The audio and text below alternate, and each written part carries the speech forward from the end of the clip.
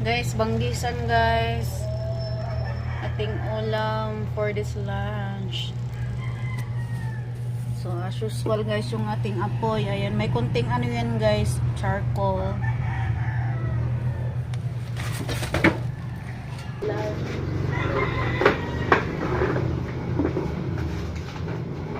Hi guys, magluto tayo ng ulam guys, lunch.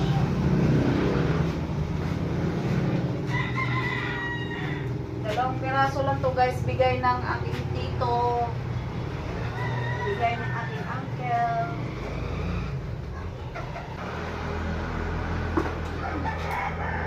Yung ating ulam. Yan. Yan yung ulam natin guys. For lunch. Guys, dyan na guys. Maniud to na ta guys. Sana lang may bilin. Ngaw na ta.